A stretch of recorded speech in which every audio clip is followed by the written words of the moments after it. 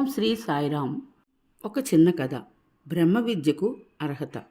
సత్యకాముడు తన తల్లి వద్దకు వెళ్ళి, అమ్మా, నాకు బ్రహ్మ విద్య నేర్చుకునవలనని ఉన్నది. నా గోత్రం అడుగుతారు గురువులు. మన గోత్రమేమి అని అడిగాడు. దానికి ఆమె కంటిధారలు కారుస్తూ, నాయనా, నేను నీకు ఎట్టి సమాధానం చెప్పగలిగే స్థితిలో లేను.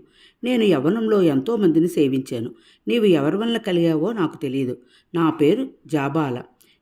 నీ పేరు సత్యకాముడు. సత్యకామ జాబాల అని చెప్పు అని చెప్పింది. సత్యకాముడు గౌతమ్ మహర్షి వద్దకు వెళ్ళి, అయ్యా, నన్ను మీ గురుకులంలో చేర్చుకుంటారా అని వినయ విధేయతలతో ప్రార్థించాడు. గౌతముడు, నీ గోత్రం ఏమిటి అని అడిగాడు. ఆచార్య, నేనదే ప్రశ్న మా అమ్మను అడిగాను. ఆమె ఈ విధంగా చెప్పింది. నాకు తెలియదు. నేను యవ్వనంలో ఎంతోమందిని సేవించాను. నీవు ఎవరి వలన జన్మించావో నాకు తెలియదు. నా పేరుతో నిన్ను సత్యకామ జాబాలుగా నిన్ను నువ్వు పరిచయం చేసుకో అని సత్యకాముడు తన విషయాన్ని ఏమీ దాచకుండా చెప్పాడు. అప్పుడు గౌతముడు, నాయన, ఎట్టి సంకోచము లేక ఉన్నది ఉన్నట్లు జరిగింది జరిగినట్లు చెప్పి సత్యము పలికి బ్రహ్మ విద్య నేర్చుకుంటకు అర్హతను సంపాదించుకున్నావు. నీకు నేను విద్యను నేర్పుతాను అని పలికి ఆశీర్వదించాడు.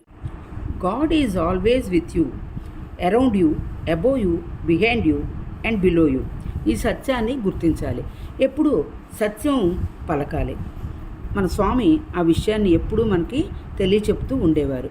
బ్రహ్మ విద్యకు ప్రధాన అర్హత సత్యమేవ జయతే. జై సాయిరామ్.